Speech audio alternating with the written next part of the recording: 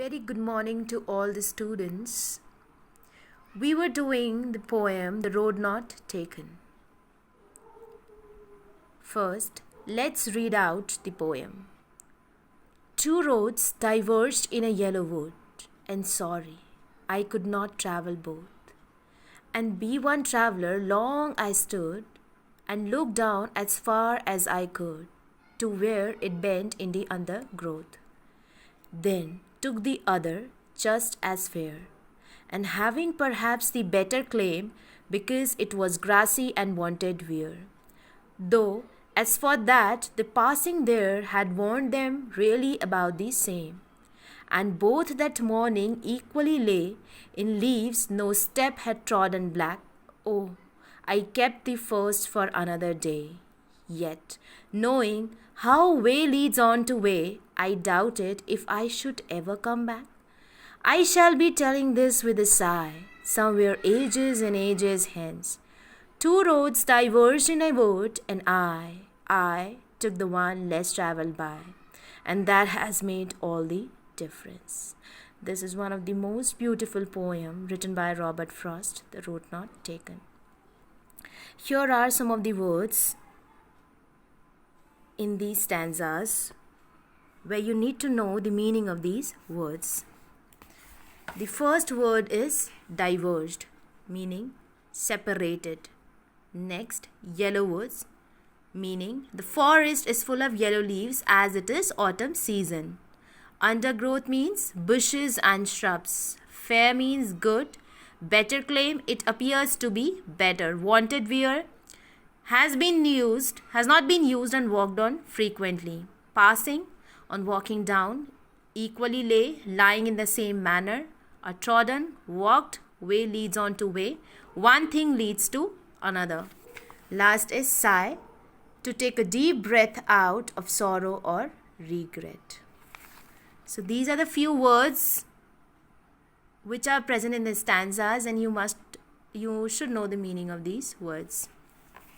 Let's come back to the poem.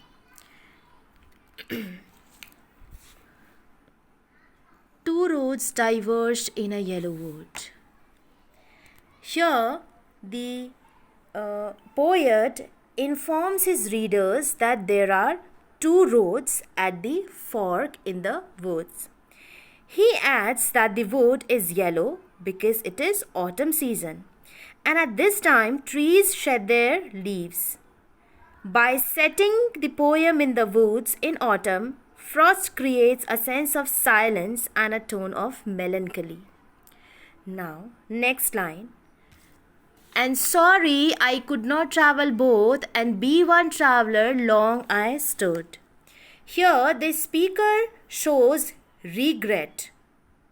Why he shows regret? He shows regret for not being able to travel both the roads at the same time. He stands at the crossroad for a long time to try and decide the path he should follow. Because he's very confused. He's standing there at the fork. Two roads are being diverged, and he's really confused which road he should take. And he shows some regret that he is not able to travel both the roads as being one traveler, a single traveler. Next is, and looked down one as far as I could to where it bent in the undergrowth. The speaker looked down one of the roads as far as his vision could reach. He could see only as far as the path took a bend at the thick undergrowth. Let us assume the road presents decisions we make, and the fork represents the choices we have in life, and the undergrowth the uncertainties in life. The poet is at the crossroad of his life and not on an actual road. So here, what these fork represents, what these two roads represents, these two roads represents choices in one's life.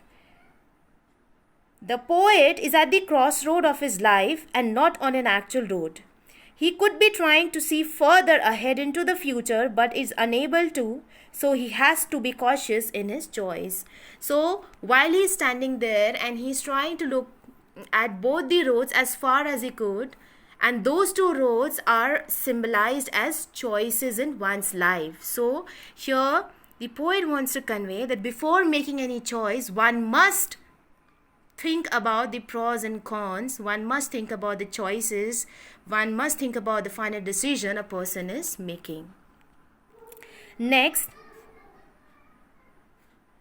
then took the other just as fair. Then took the other just as fair. The speaker here makes his decision. Since both the paths seem to be similar, he will take the other road. He will take the other road. The speaker here says just as fair. So we may assume the roads are similar in appearance. Both the roads are equally good. So the choice may also be equally good here.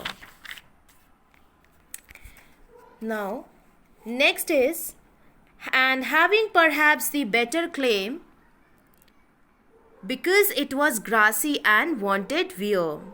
In these lines, the speaker justifies his choice as the path is grassy and not much walked on by travelers. Therefore, this road needed to be used and worn out too. And perhaps having the better claim, because it was grassy and wanted wear. So, the path which he chooses is grassy and not much walked on by travelers. So, he chose this road. Next, though as for that the passing there had worn them really about the same. On second thought, here in these two lines, the poet thinks about another thought. He feels that maybe both the roads seem less walked on. As for that refers to the path less walked on.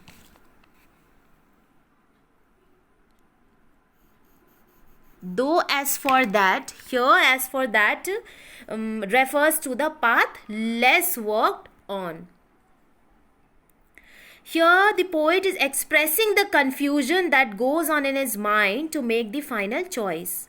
The hesitation in taking a decision, as the prospects offered by treading either of the roads seem to be similar. So here the poet is really confused. On one hand, he is finding the first road perfectly fine, and in the second thought, he is finding the second road equally good. So he is really confused. He is unable to make the decision, and he is really confused as to which road he should take, which road he should opt for.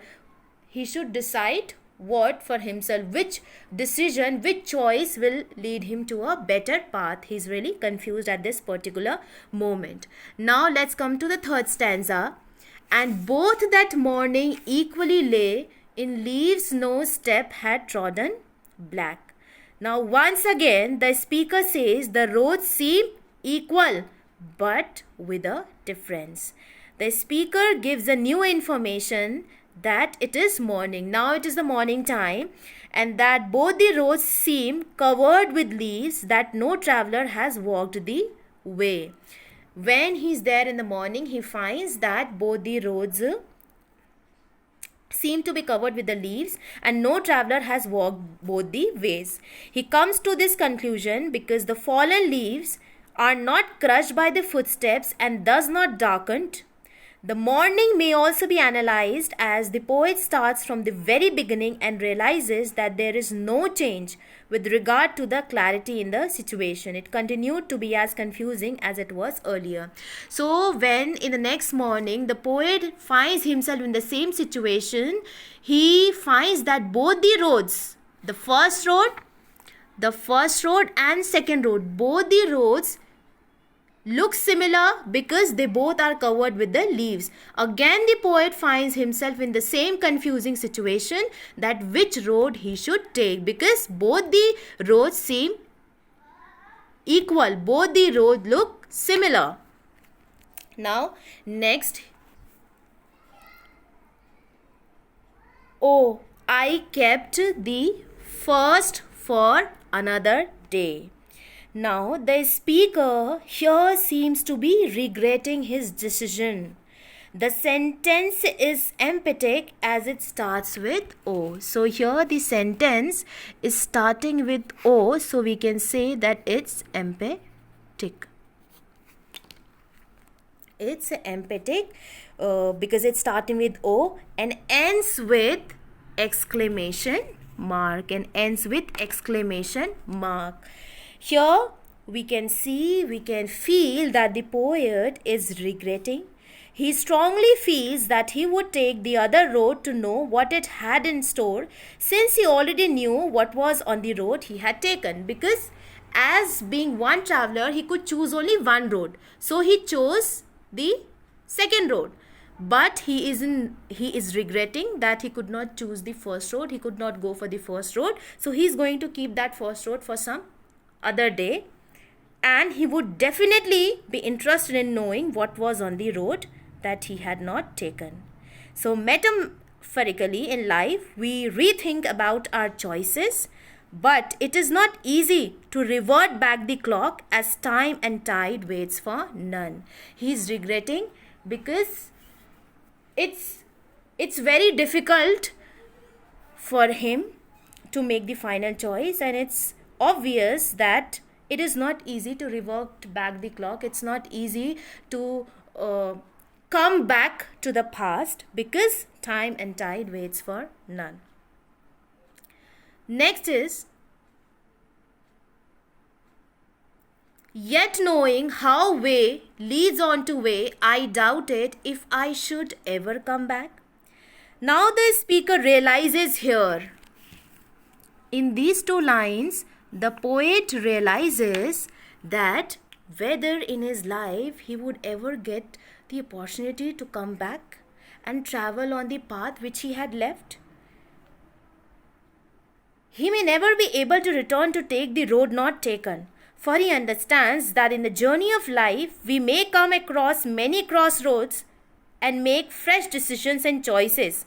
So in all practicality, it may not be feasible to start afresh, especially in the later part of our lives. So poet here realizes that it's very difficult for a person to come back to the past and take on the decision which he was not able to take in the past. Because one way leads on to way. One decision leads on to another decision. Now, last stanza here.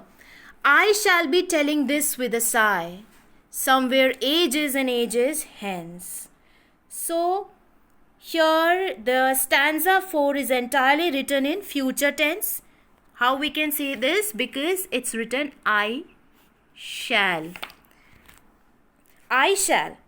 Here the speaker hopes to talk of the decision taken years later with a sigh. The sigh here may be sad, happy, or reflective. Whatever it be, it would definitely have made a difference in his life. I shall be telling this with a sigh. The poet here speaks in the future tense. He says that whatever decision I'm going to take today, it will definitely going to affect my present, my future, and I shall be telling this about my decision in the near future to the people. Next, two roads diverged in a wood, and I took the one less traveled by, and that has made all the difference. So the line here is the repetition of the first line. Here you can see two roads diverged in a wood. This line you can even find here in the first stanza, in the first line. Two roads diverged in a wood. So both these two lines, this line has been repeated here in the last stanza with the exclusion of yellow. But you can see here it's written yellow, but here it's not written yellow. And an inclusion of an I with a dash. And here you can see it's a dash. It's in continuation here in the next line. Here why I, and it's a dash because the poet here is hesitant. The poet is here hesitant of the future. He is hesitant of the future Now, in the last two lines, here the speaker confidently informs of his decision. I took the one less traveled by, and that has made all the difference. He had dared to take the road that many feared to tread. This is an indication that the speaker was adventurous and of independent thought. However, the concluding lines gives us a feeling that the choice he took, it has definitely made a significant impact in his life. So, in the last two lines, the poet had come to his final decision. He had dared to take the road that many had feared. He had taken up the road which many have feared to take. So, this is all the explanation for the poem, The Road Not Taken by Robert Frost.